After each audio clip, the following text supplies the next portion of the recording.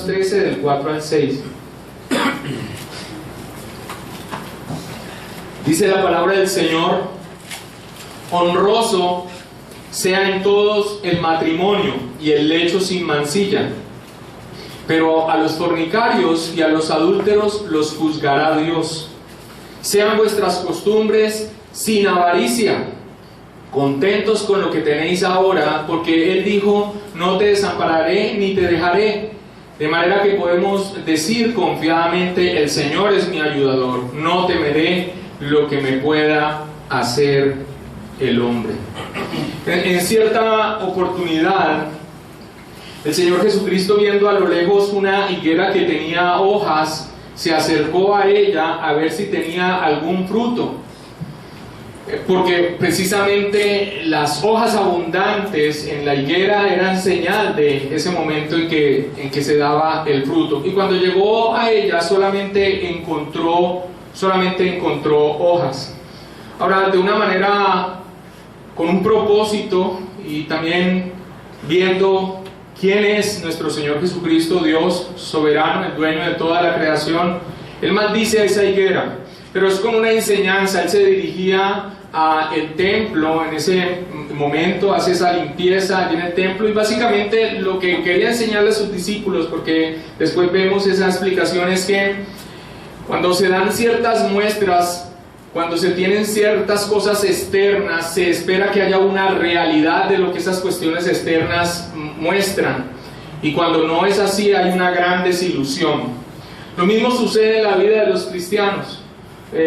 Nosotros de una manera u otra anunciamos la fe que tenemos, en quien hemos depositado nuestra confianza. Lo hacemos con nuestro comportamiento, o porque decimos directamente que somos cristianos, o a través de otras muestras externas. Pero lo más doloroso es lo que hoy en día se ha vuelto muy común, y es que muchas personas, ante todas esas hojas, se acerquen a nosotros pero no encuentren fruto. Eso es una desilusión. Es una desilusión que se acerquen a aquellos en los que, aunque no lo mencione, el mundo trata de ver algo distinto, y cuando se acerca y ve la misma condición, o incluso condiciones peores que las que muchas personas están viviendo allá afuera.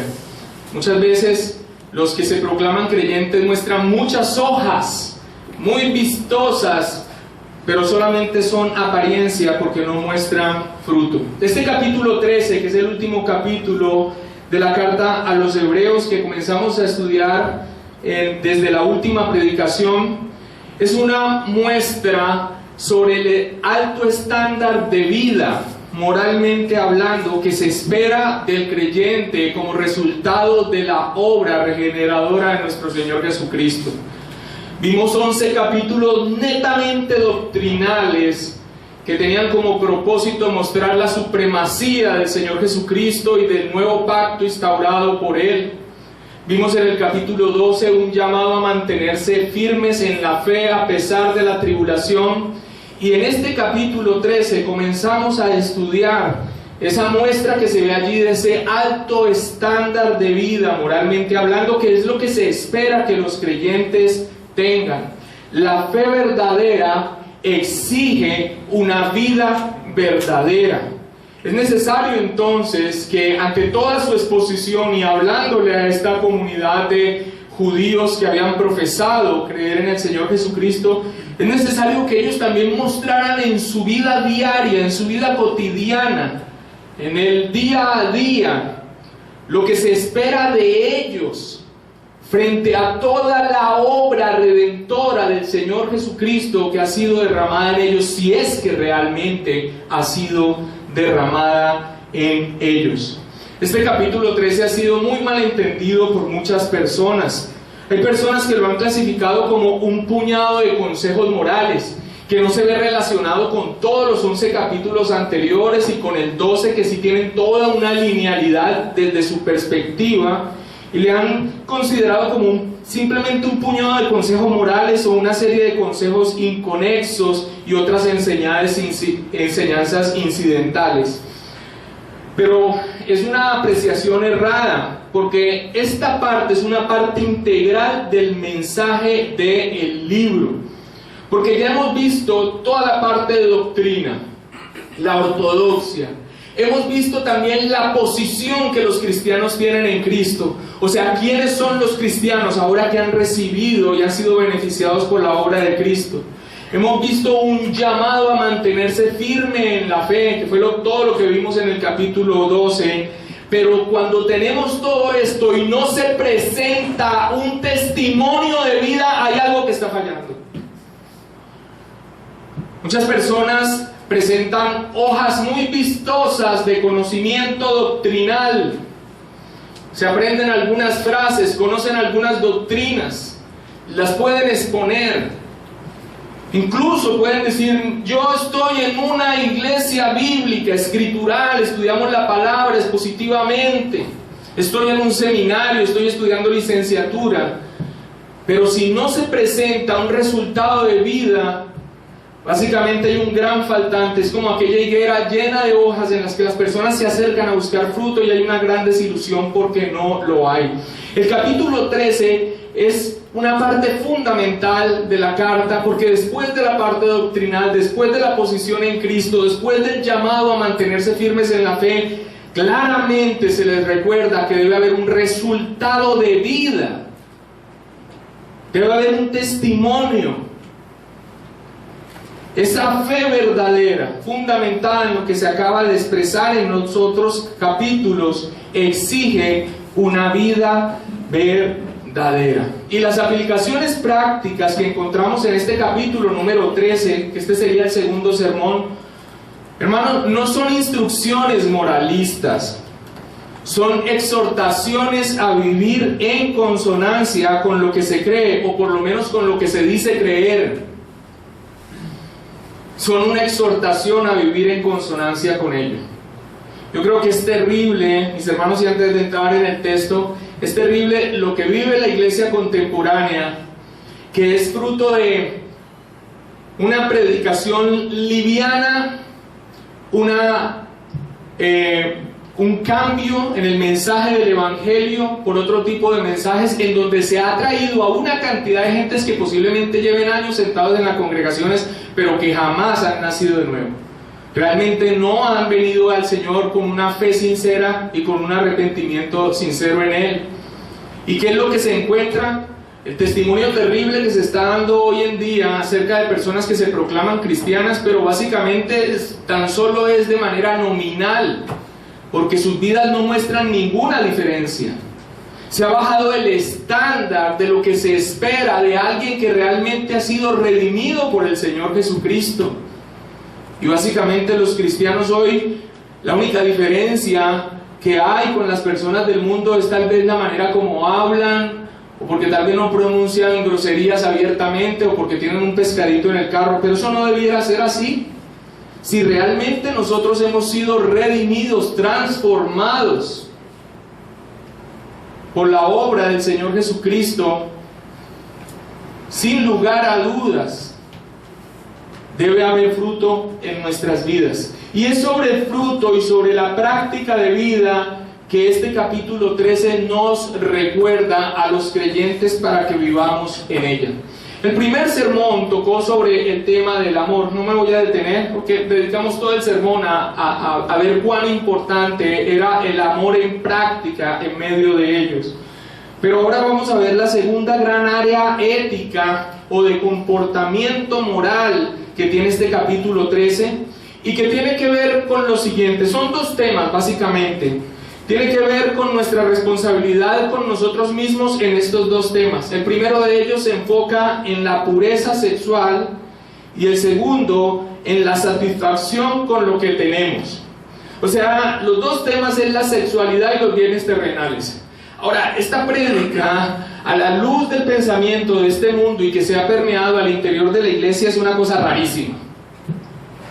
Va a ser una cosa rarísima, porque en cuanto a pureza sexual y en cuanto a satisfacción con lo que tenemos,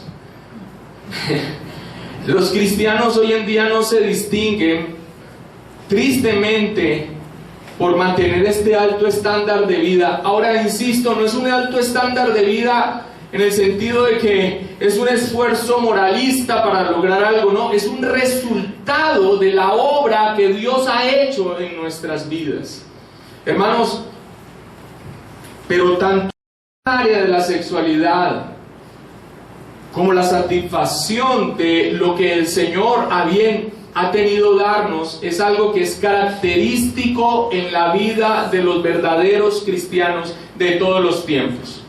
De todos los tiempos. Vamos a ver entonces este par de aspectos de esa responsabilidad con nosotros mismos que está en el capítulo 13. Versículo 4.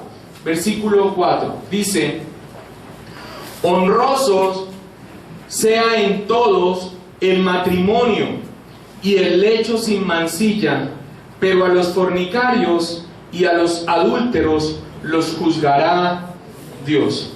Yo quiero insistir una vez más. Estas aplicaciones prácticas que nosotros encontramos en este capítulo no son instrucciones moralistas, son exhortaciones a vivir en consonancia con lo que se cree y con lo que se es. Así que cuando nosotros encontramos y llegamos a este tema de la sexualidad, de la pureza, aún en la intimidad sexual, amados hermanos, no se le está pidiendo a los creyentes que están escuchando que hagan un tremendo esfuerzo para cumplirlo, sino que se está anunciando para que vivan, porque debe ser el resultado coherente a lo que Cristo ha hecho en tu vida, al plan redentor y a lo que crees y a lo que sabes, y que el escritor de Hebreos se ha llevado 11 capítulos en mostrar que es la supremacía de nuestro Señor Jesucristo, que Él es digno de que nosotros, después de haber recibido esa salvación tan grande, nosotros vivamos coherentemente de acuerdo a lo que Él ha hecho en nosotros. Dice: honroso sea en todo el matrimonio y el lecho sin mancilla, pero a los fornicarios y a los adúlteros los juzgará Dios. Hermanos, a los ojos de Dios el matrimonio es algo honorable. El término que traducimos como honroso en griego literalmente es valioso, precioso, de alta estima. El matrimonio entonces es un diseño valioso, precioso, de alta estima. Y los cristianos debían, en ese tiempo, y debemos marcar la diferencia en medio de una humanidad egoísta, egocéntrica y desligada de Dios. Porque con respecto a este tema del matrimonio, frente a lo que como cristianos debemos tenerlo, hay un enorme abismo. Tanto en la sociedad del siglo I como hoy en día, las personas tienen como lo primordial de sus vidas lo siguiente, y abro comillas: lo que yo quiero, lo que yo siento, mi realización, mis sueños. Que básicamente podría resumirse como una ley de vida egocéntrica. Ahora, esa ley de vida egocéntrica que incluso dentro de la iglesia contemporánea se está promoviendo, tú eres el centro de la existencia y básicamente Dios es el que te hace los mandados. Frente al tema del matrimonio, esa vida egocéntrica, sin lugar a dudas, es un obstáculo para el matrimonio que Dios ha diseñado. Porque ese matrimonio que es digno de estima, que es de valor, que es precioso, está fundamentado en el amor, pero no en el amor que se habla allá afuera y del cual también una y otra vez desde aquí se ha señalado que debemos sacar ese concepto erróneo y mundano, sentimental que está allá afuera. El amor del que habla la palabra del Señor es aquella decisión de la voluntad de darse enteramente al otro, y que se da como resultado realmente en hechos, no solo en palabras y en expresiones. Ahora, frente a esa ley de vida que no solamente vemos ahora, sino que también estaba presente en el siglo I, lo que yo quiero, lo que yo siento, mi realización, mis sueños, frente a esa ley de vida egocentrista, el resultado, los frutos que se tenían con respecto al matrimonio es que si una persona está tan centrada en sí misma, en lo que yo quiero, en lo que yo siento, en mi realización, en mis sueños, y si el matrimonio está fundamentado en el amor, y el amor es darse al otro, pues el resultado básicamente iba a ser, el fruto iba a ser de esa ley de vida, matrimonios desechables, vínculos por conveniencias egoístas, sin compromiso real, sin honor, generados por pasiones temporales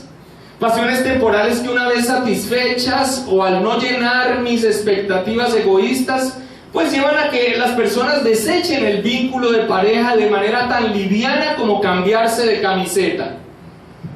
Y eso se estaba presentando allí, en esa comunidad de judíos que había profesado creer en Cristo Jesús, pero no se queda limitado en el tiempo allí. Es lo que también vivimos hoy en día, pero no solamente en la sociedad, es que también lo vemos al interior de la iglesia. Uno de los grandes sufrimientos que tenemos los pastores de la congregación es que aún en una iglesia en donde se procura ser ortodoxo en la predicación de la palabra, es el deterioro de los matrimonios, las crisis terribles de los matrimonios. No hay semana en que uno no reciba por algún medio de comunicación las quejas y las amenazas de que esto se va a acabar porque no aguanto más.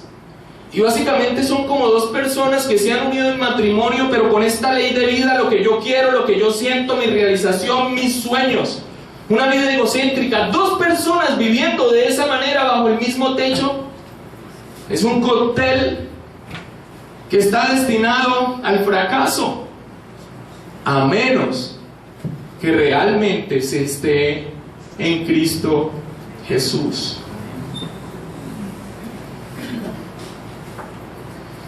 Esa ley de vida egocentrista tiene este resultado. Por eso el matrimonio es un matrimonio liviano, el pacto no se honra, se diluye, la gente no se siente satisfecha, la expresión entregarme al otro es inexistente. Si el otro no hace, yo tampoco hago. Es una tragedia. El matrimonio no es honroso, no tiene ese valor, no es de alta estima en esta sociedad apartada de Dios, y tristemente eso ha permeado a la iglesia del Señor Jesucristo. Ahora, hermanos, esa ley de vida egocéntrica que busca primordialmente su satisfacción también es la fuente de que no se tenga reparo a la hora de romper ese vínculo sagrado con tal de saciar los apetitos carnales.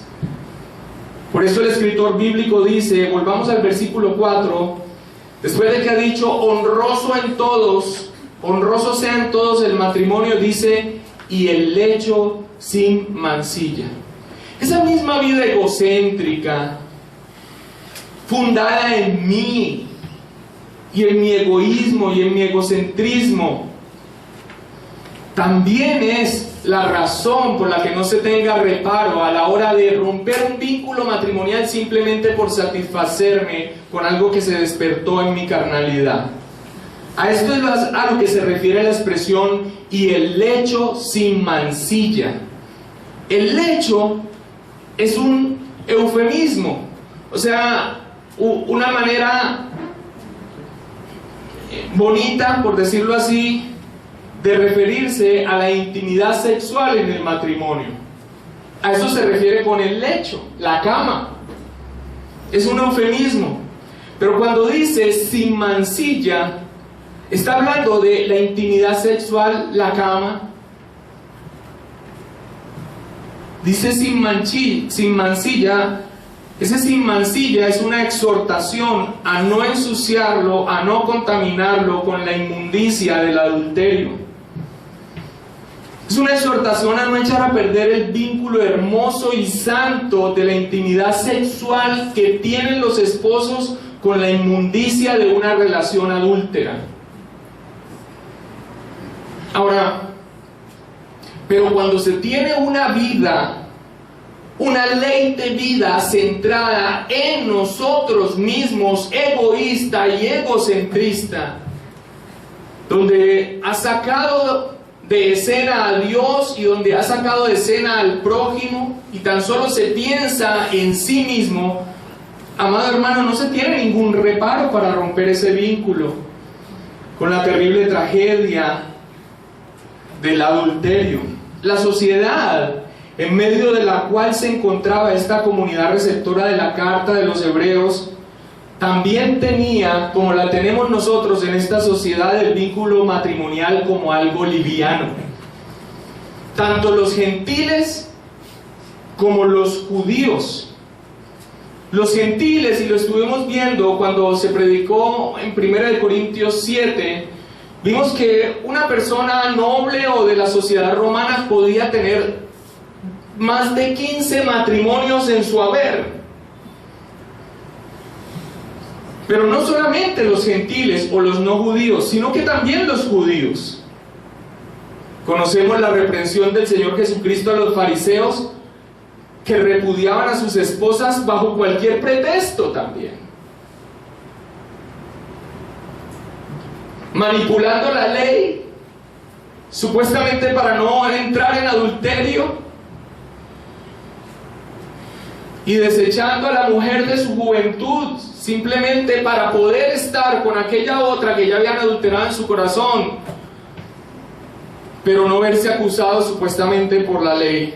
Pero no podían evadir realmente el justo juicio de Dios. Así que esa era la sociedad en medio de la cual estaba esta comunidad. Y a esto, hermanos, se sumaba también, por otro lado, una influencia cada vez más creciente dentro de la misma iglesia, que era el ascetismo. ¿Qué era el ascetismo? El ascetismo promulgaba, contrario a esa parte libertina que nosotros acabamos de mencionar y del adulterio, promulgaba que el celibato era un estado de superioridad espiritual. Pero no solamente para los solteros, pues está bien, sin lugar a dudas, la pureza sexual para los que son solteros y que se abstengan de las relaciones y de toda impureza sexual, sino que además la estaban promoviendo para que se mantuvieran así y no se casaran, pero también la estaban promoviendo para que aquellos que estaban casados dejaran de tener intimidad sexual dentro del matrimonio. Este es uno de los problemas que el apóstol Pablo trata en su primera carta a los Corintios, en el capítulo 7, y que también vimos expuesta aquí. En otras palabras, ese matrimonio que debía ser honroso, ese lecho que debía ser sin mancilla, recibía las presiones del mundo por lado y lado. Tanto el de no valorarlo, tenerlo en poco, para no tenerlo en alta estima y romper el vínculo con el adulterio, como para incluso evadir el vínculo matrimonial, que vemos nosotros que es un diseño de Dios, en este caso con algo que promovía supuestamente un nivel espiritual más alto, el celibato. Tal vez hoy no se promulgue eso en medio de nuestra sociedad, pero hoy hay algo que sí hace que las personas evadan el vínculo matrimonial, y es que no se quieren adquirir responsabilidades. Se quiere seguir viviendo una vida de Peter Pan, o sea, siempre niños. El matrimonio, sin lugar a dudas, entonces requiere un compromiso y requiere trabajo. Pero muchos, tal vez no buscando un estado de superioridad espiritual, tampoco tienen en alta estima y en honroso el matrimonio como algo deseable, porque básicamente no se quiere cargar con responsabilidades y todo lo que significa unirse a una persona, negarse a uno mismo y darse enteramente a esa otra persona. En resumen, amados hermanos, el matrimonio en el siglo I al igual que en el día de hoy, no era un vínculo que se apreciara y que mantuviera honorable y en alta estima. Y eso también está sucediendo al día de hoy. O se violaba livianamente el pacto matrimonial con tal de satisfacer un deseo pecaminoso, o se evadían las responsabilidades maritales, o simplemente se menospreciaba el matrimonio al punto de evadirlo. Lo grave, amados hermanos, es que la iglesia había sido permeada y muchos que se proclamaban cristianos vivían las mismas situaciones de los paganos en sus matrimonios y pensaban de la misma manera que los paganos pensaban del matrimonio, pero siendo ellos supuestamente cristianos. Y esto, amados hermanos, es inadmisible. Ahora, que nosotros lo viéramos como una situación que se ve reflejada en los Corintios, como una situación de la cual se está hablando en este capítulo 13 de Hebreos, como algo distante, no diría, ahí está esa advertencia. Pero yo puedo dar testimonio de que esto se presenta en el día de hoy. Y no solamente en las iglesias que se han desligado de la palabra del Señor, tristemente también en las iglesias que procuran ser celosas con la palabra del Señor. Porque de la misma manera que 11 capítulos de ortodoxia y doctrina tienen como resultado la práctica, en este capítulo 13, una iglesia que tiene en alta estima la enseñanza y la doctrina y no tiene en su práctica y en su vida diaria el resultado que debe tener, eso es una tragedia. Ahora, los que han estado aquí en las series de predicaciones sobre Hebreos saben las tremendas dificultades que vivía esta comunidad, de persecución, de presiones, de señalamientos. Ahora, imagínense cómo afectaba a la iglesia y a las familias y a la misma persona esa inconsistencia en las vidas diarias de ellos. ¿Cuál inconsistencia? Que el vínculo del matrimonio fuera algo liviano, que la gente no tuviera reparo simplemente por satisfacerse en violar el vínculo matrimonial, que el adulterio fuera una tragedia tan grande como la que nosotros vivimos hoy en día y de la cual muchos que están aquí sentados son víctimas o victimarios.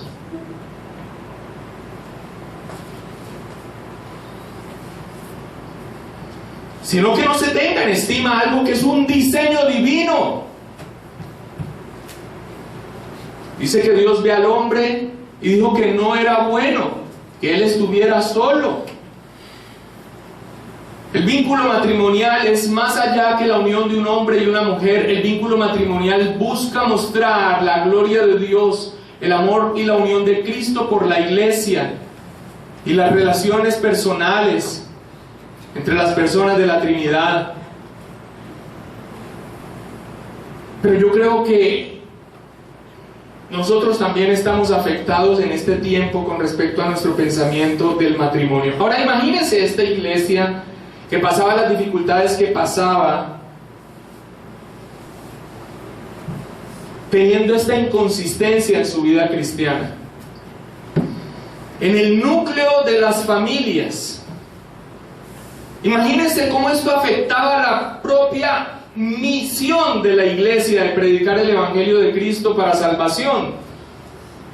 ¿Cómo podía quedar en la boca de alguien que está predicando la salvación por gracia mediante la fe en Cristo Jesús como Señor y como Redentor, cuando el testimonio de vida que tenía de inmoralidad y en cuanto a si honraba o no su matrimonio, cuando estaba hablando cómo era tenido por los demás? Ahora, ni qué decir de cómo podrían afrontar las pruebas y las dificultades como iglesia si el mismo núcleo de la familia y la misma autoridad del testimonio cristiano se diluía con el adulterio y con la vida inmoral. John MacArthur cuenta de una joven que se acercó a él comentándole que era una nueva creyente y que cuando fue a la iglesia por primera vez se sintió muy honrada porque a las pocas reuniones quien estaba al frente de los jóvenes le había invitado a salir, y en esa misma noche básicamente había deshecho su testimonio y habían caído en fornicación. Y John MacArthur decía que lo último que supo esa muchacha es que seguía en esa misma situación de mancha sobre su vida, y la iglesia afectada por una situación de estas. Esta no es una historia aislada.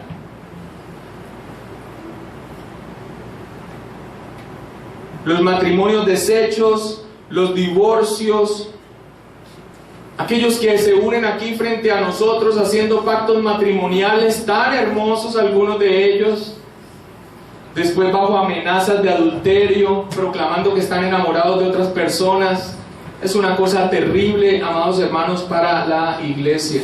De allí la fuerte advertencia con la que termina el versículo 4, donde dice, Hebreos 13:4, dice: pero a los fornicarios y a los adúlteros los juzgará Dios. Ahora, nadie se puede refugiar bajo una proclamación de fe externa, viviendo una vida de inmoralidad, pensando que no va a ser objeto del juicio de Dios. Lo peor que le puede suceder a una persona que se proclama creyente es que, conociendo la gracia de Dios, considere que esa gracia de Dios es lo que le permite vivir una vida contraria a lo que dice creer. El que piensa que está cobijado por la gracia de Dios y que por la gracia de Dios puede llevar una vida pecaminosa, básicamente no le ha amanecido Cristo. Nadie se puede refugiar bajo una proclamación de fe externa, pensando que no va a ser objeto del juicio de Dios. A los fornicarios y a los adúlteros les juzgará Dios. Ahora, digamos, alguien en su torpeza realmente es un verdadero cristiano y ha caído en una de estas dos situaciones. ¿Recibirá el juicio de Dios? La Escritura dice: ninguna condenación hay para los que están en Cristo Jesús. Amados hermanos, va a recibir la disciplina de su Padre. Y la disciplina de Dios en cuanto al pecado es dura. No hay nada más vergonzoso que un cristiano vea expuesto su inmundicia frente a una comunidad. Dios usa eso para la pureza de la iglesia, pero también para hacer una obra sobre esa persona, si es que realmente es un cristiano. Pero que nadie piense que teniendo una vida donde la inmoralidad, el adulterio o la fornicación es un patrón de vida, que nadie piense que está cobijado bajo la gracia de Dios. Es una total contradicción. Nosotros no creemos en el perfeccionismo. Ser cristiano no significa dejar de pecar, pero ser cristiano y llevar un patrón de vida pecaminosa es una cuestión totalmente contraria, y a tremendas sorpresas que nosotros nos damos. Ya hemos renunciado a tratar de hacer un juicio con respecto a lo que vemos externamente en una persona. Las sorpresas son tremendas. Hermanos, tengamos temor de Dios. O porque la vida que estamos llevando indica que no estamos realmente bajo su gracia y que el juicio de Dios vendrá sobre nosotros. O porque estamos en una situación tan torpe y tan necia que la disciplina de Dios vendrá sobre nosotros. Ahora, cuando dice a los fornicarios y a los adúlteros los juzgará Dios, el abanico se abre para referirse no solo a los adúlteros, que es el tema que iniciamos cuando hablamos de que el matrimonio sea honroso, sino también a los fornicarios, aquellos que siendo solteros estaban enredados en la impureza sexual, porque así se llaman, fornicarios. Toda persona que no esté unida bajo el vínculo del matrimonio y esté teniendo una relación de intimidad sexual, por más de que se prometan amores y se digan amar y se tengan planes, básicamente clasifica dentro de esta expresión: fornicarios. Es una relación sexual ilícita. No tiene la bendición de Dios, de ninguna manera. Pero no solamente no tiene la bendición de Dios, sino que no solamente daña a la otra persona, sino que daña a sí mismo.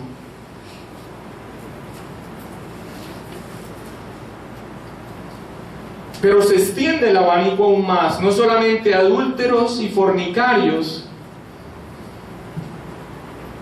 a los cuales se refiere con la palabra griega pornos, sino que la relación de esa palabra pornos, de allí también viene la palabra porneia, que se refiere a impureza sexual. O sea, no solamente a quienes tienen un contacto de intimidad sexual sin estar casados, sino también a aquellos que están enredados bajo la impureza sexual. Y la sola palabra pornos y porneia claramente nos señala a qué se está refiriendo. ¿A ellos los juzgará Dios? Hermanos, los hombres y las mujeres pueden jugar con el sexo ilícito y ante la sociedad estar en su derecho. Es normal. Por ahí vi, creo que en el día de ayer, una cartilla que se piensa repartir a los niños de los colegios, en donde se incita a la masturbación y al contacto sexual prematuro, como una política de Estado. Y ahí están las primeras gráficas que se les muestra a los niños con su celular y tocándose sus partes. Hermanos, los hombres y las mujeres pueden jugar con el sexo ilícito y ante la sociedad estar en todo su derecho y ser normal, pero a los ojos de Dios siempre será un pecado y siempre recibirá juicio. Siempre recibirá juicio. Y ni siquiera la condición de creyente le librará de un juicio que tal vez no sea condenatorio, gracias a la obra de Cristo, pero que deshonra a Dios, que mancha y que menosprecia la obra de redención y la muerte del Señor Jesucristo en la cruz del Calvario. Ahora, que aquellos que se proclamaban cristianos vivieran también esa inmoralidad, eso era inadmisible. Que lo viviera la sociedad en la cual estaban, tampoco es que esté bien, pero que lo estuvieran viviendo ellos era inadmisible, porque estaban manchando el nombre del Señor y el testimonio del Evangelio. Lo que ellos predicaban quedaba en entredicho. Ahora, preste atención a esto.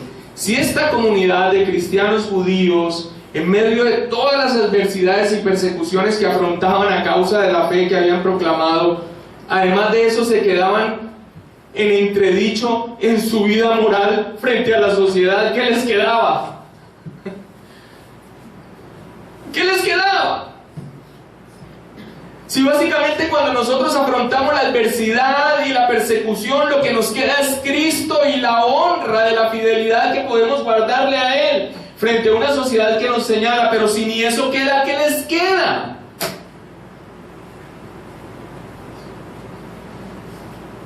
Era terrible la situación. Vayamos por favor a Efesios capítulo 5 sin perder el texto de estudio.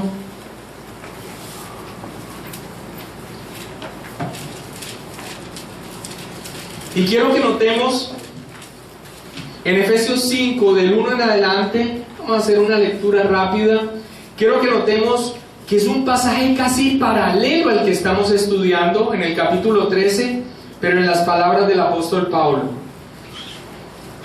Mira cómo empieza Efesios 5 del 1 en adelante. Dice: sed pues imitadores de Dios como hijos amados, y andad en amor como también Cristo nos amó y se entregó a sí mismo por nosotros, ofrenda y sacrificio a Dios en olor fragante. ¿Recuerdan cuál fue el primer tema de este capítulo 13? El amor.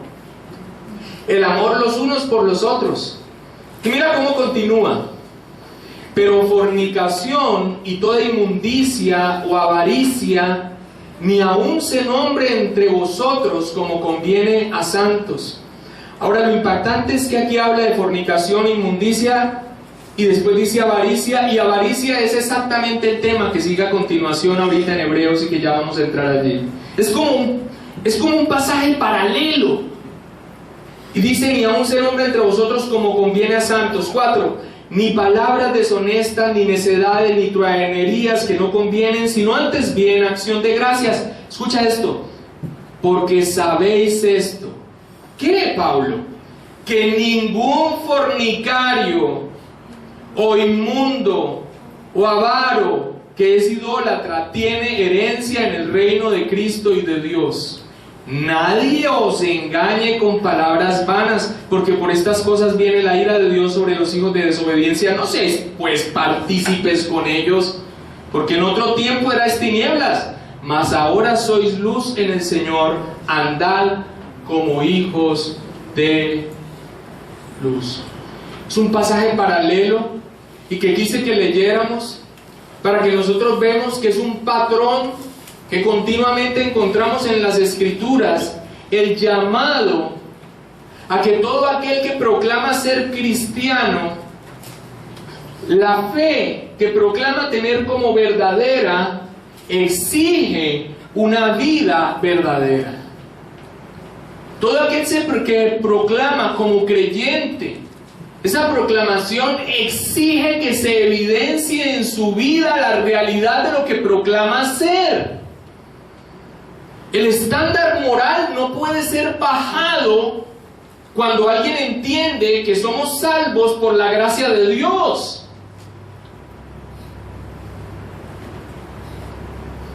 El estándar de una vida santa no puede ser bajado porque entendemos que Dios ha elegido soberanamente y que ha derramado su salvación sobre nosotros mediante la fe y de manera gratuita.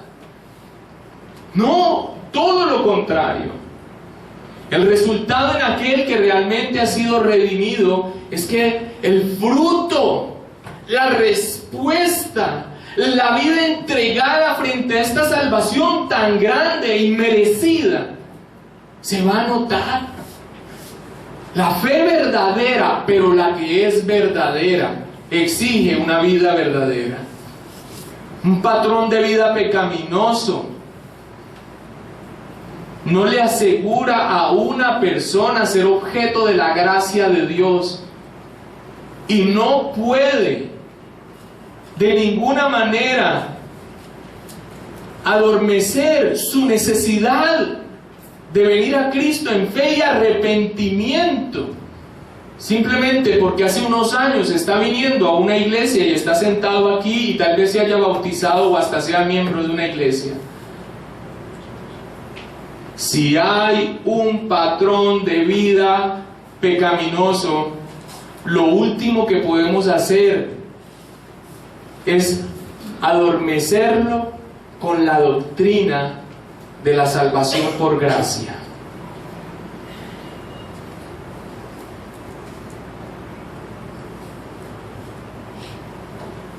Es una total contradicción.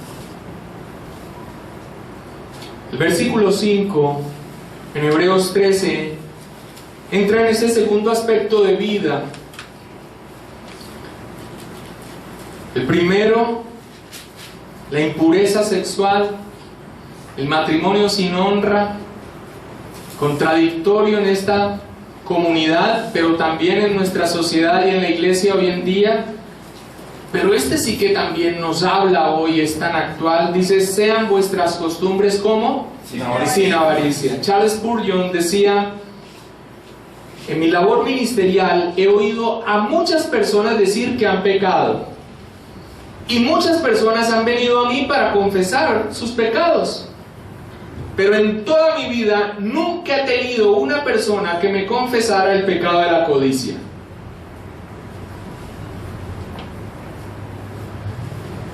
Hermanos, en medio de una sociedad materialista como la que vivimos, también hemos sido ampliamente permeados en esa naturaleza caída.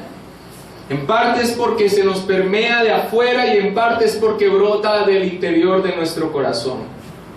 Alguien afirmó que hay una estrecha relación entre el pecado de la impureza sexual que acabamos de mencionar y este de la avaricia. ¿Por qué? ¿Cuál relación hay?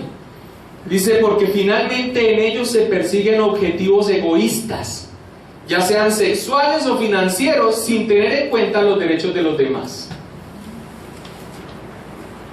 En el uno, el adulterio no importa si no es su propia mujer, o en la impureza sexual, y en el otro no importan los demás y sus necesidades, solo me importa satisfacerme. Hermanos, la avaricia es una de las formas más comunes de codicia al lado del adulterio. Por eso el 10º mandamiento lo señala de esta manera. Voy a leer Éxodo 20:17. Mira lo que dice: no codiciarás la casa de tu prójimo, no codiciarás la mujer de tu prójimo, ni su siervo, ni su criada, ni su buey, ni su asno, ni cosa alguna de tu prójimo. La avaricia es una de las formas más comunes de la codicia al lado de la del adulterio. La avaricia es el deseo de acumular bienes materiales, pero no solamente por el hecho de acumular bienes materiales, sino que el trasfondo de ese deseo pecaminoso es la falta de confianza en Dios. ¿Qué es la avaricia? No es solamente tener por tener, esa no es la avaricia, sino que aquel que acumula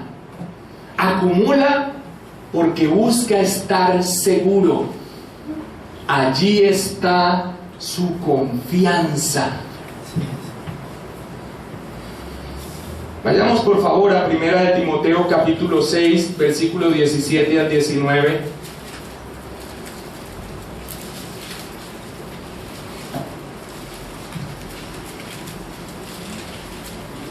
Dice el apóstol Pablo, escribiéndole a Timoteo: a los ricos de este siglo manda que no sean altivos, ni pongan ¿qué? La esperanza en las riquezas, las cuales son inciertas, sino ¿en quién deben poner la esperanza? En el Dios vivo, que nos da todas las cosas en abundancia para que las disfrutemos, que hagan bien, que sean ricos en buenas obras, dadivosos, generosos, atesorando para sí buen fundamento para la vida eterna. Amados hermanos, cuando nosotros vemos aquí que dice que ni pongan la esperanza en la riqueza, las cuales son inciertas, está apuntando realmente a esa raíz pecaminosa de la avaricia. La avaricia no solamente es acumular, sino que aquel que cae en ese pecado de acumular y de buscar tener, es porque lo que está buscando a través de esa acumulación es estar seguro, y ahí está su confianza. Esa es la motivación, buscar seguridad. Pero es triste porque es buscar seguridad en aquello que es incierto. La Escritura es prolífica en describir la torpeza de aquellos que encuentran su tranquilidad o que buscan su tranquilidad en los bienes materiales. Dicen que es como un muro alto en su imaginación. Dicen que son inciertas porque toman alas de águila y se van. El Señor Jesucristo dijo: mirad y guardaos de toda avaricia, porque la vida del hombre no consiste en la abundancia de los bienes que posee. ¿Será que esto lo predican los predicadores de la prosperidad el día de hoy, del evangelio de la prosperidad? Yo creo que sí, de pronto, ¿no? Mirad y guardaos de toda avaricia, porque la vida del hombre no consiste en la abundancia de los bienes que posee. Ahora, esa motivación maligna de la avaricia, que es la búsqueda de tener seguridad en bienes terrenales, queda en evidencia en las palabras del escritor de Hebreos al final del versículo 5, Hebreos 13:5. ¿Cómo sabemos que la avaricia no es simplemente el tener por tener, o el acumular por acumular, o el simplemente tener riquezas para satisfacerse en gustos? Ese no es el problema de la avaricia. El problema de la avaricia es que el que está cayendo en ese pecado, lo que está evidenciando es que no confía en Dios, sino que necesita poner su confianza en algo que para él sea más tangible y real. Es casi una manifestación de incredulidad. Dice la parte B del versículo 5, que dice: contentos con lo que tenéis ahora. Escucha, porque Él dijo que no te desampararé ni te dejaré. Ese no te desampararé ni te dejaré apunta a esa desconfianza en Dios que manifiesta la avaricia. No te dejaré ni te desampararé. Es una promesa que Dios nos hace. Pero la avaricia es el temor por el ¿qué será de mí? Y trata de buscar seguridad en la acumulación.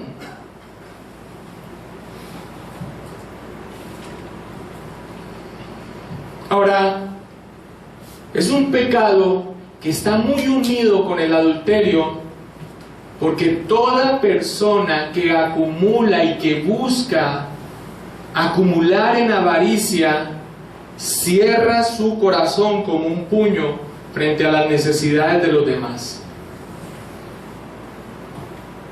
Es lo mismo que la inmoralidad sexual. No me importa el otro. No me importa lo que cause en el otro. Es más, ni siquiera realmente me importa aquella persona con la que está cayendo en ese adulterio. Es más, cuando una persona se dobla entre el adulterio, ojalá tuviera presente que aquella persona con la que está adulterando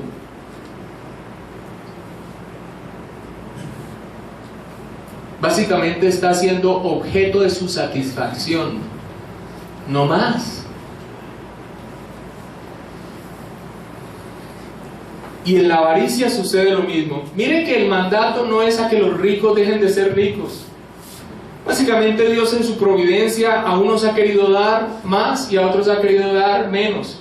El punto es que sí, claramente da una indicación de por qué Dios ha dado más a algunos. Y es lo contrario a que cerrar su puño en guardar, sino en a que sea generoso y para que pueda hacer bendición a los demás.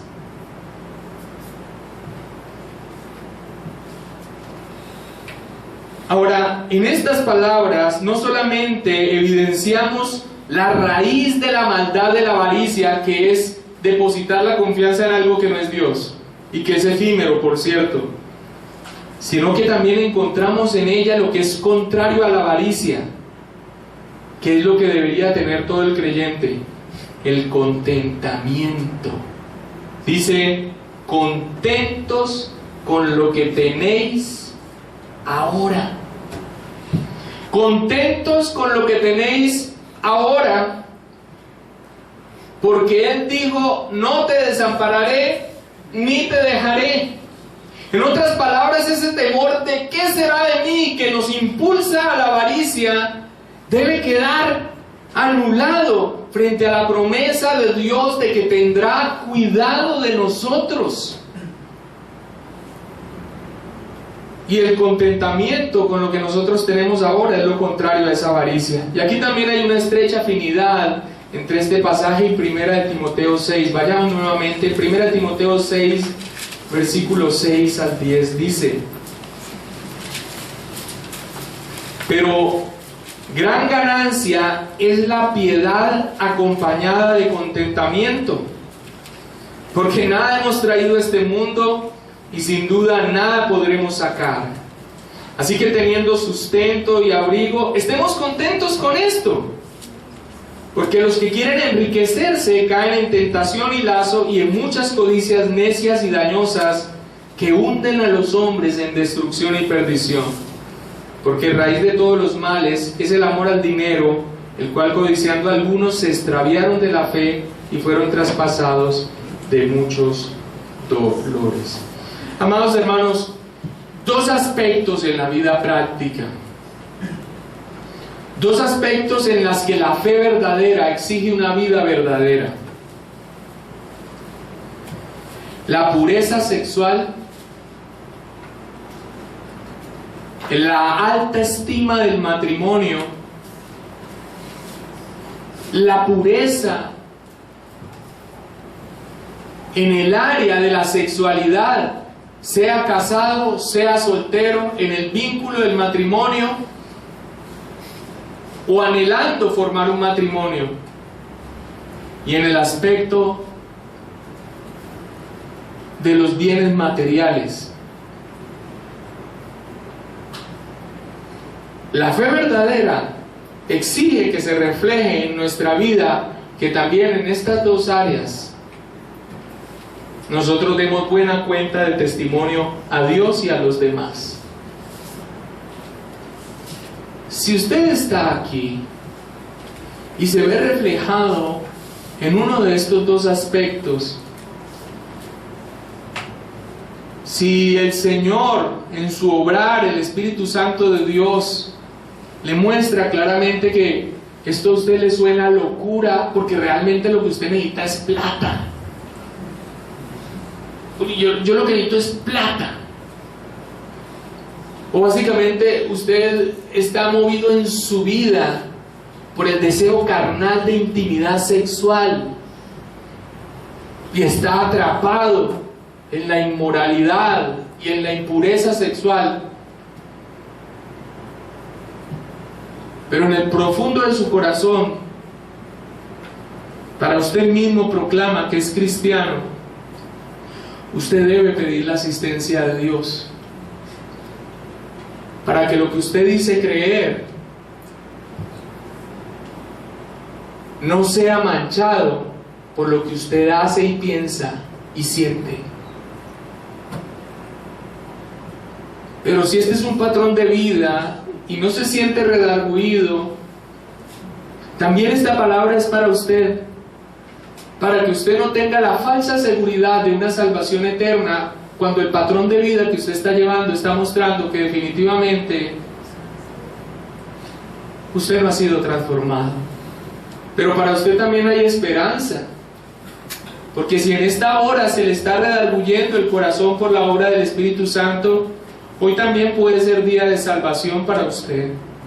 Confíe en el Señor, confiese su pecado y venga en arrepentimiento y pídale que transforme su vida, porque tal vez esto es lo que está rigiendo su vida: la sexualidad desordenada o el deseo de los bienes materiales. Eso es lo que dirige la vida de muchas personas en este mundo hoy. Pero si usted es un creyente y está viendo estos patrones de vida, hermano, yo quiero decirle que no es liviano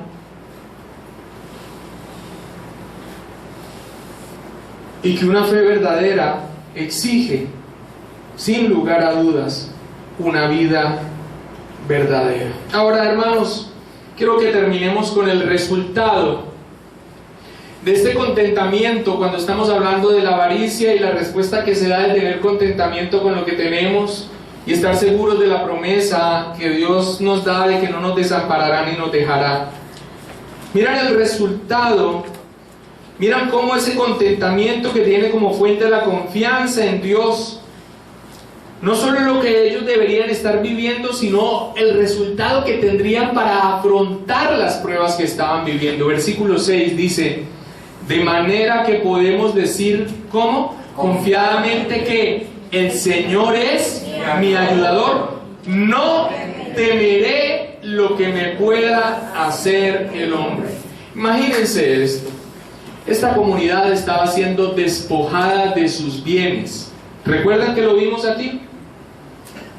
Muchos de ellos estaban siendo lanzados a la cárcel y se estaban quitando sus propiedades.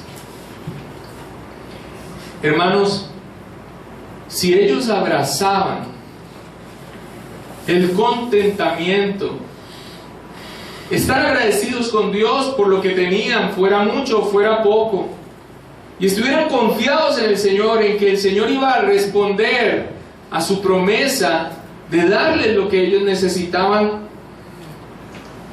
hermanos, ellos no iban a estar siendo presionados para hacer lo que estaban haciendo, alejarse de la fe verdadera. Si realmente confiaban en el Señor, podrían decir, no temeré lo que me pueda hacer el hombre.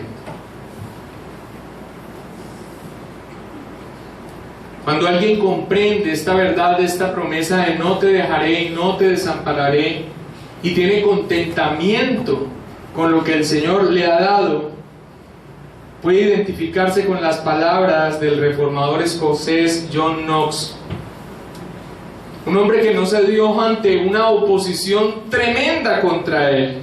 Y él decía, un hombre acompañado por Dios está siempre en la mayoría. Si esta comunidad de judíos que se habían proclamado como cristianos, después de haber entendido toda la obra maravillosa del Señor Jesucristo y el resultado que tenía en sus vidas prácticas, esta comunidad iba a prevalecer, iba a glorificar al Señor, iba a seguir firme. De lo contrario, amados hermanos, su proclamación de fe no iba a servir para nada y muy probablemente sería diluida esa comunidad. No está muy lejano de lo que vivimos hoy en día, mis hermanos. Yo espero que en estas predicaciones un poco atípicas de las doctrinales que estamos dando siempre, más pastoral, sea un espejo para nuestra propia vida, o para que nosotros ajustemos lo que estamos viviendo, o para que tengamos un espejo de cuál es la realidad espiritual de nuestra vida y que corramos a Cristo. Pero definitivamente ser iguales al mundo, pensar como el mundo y tener esa ley de vida, de ninguna manera nos permite tener la tranquilidad en cuanto a estar reconciliados con Dios. Vamos a orar.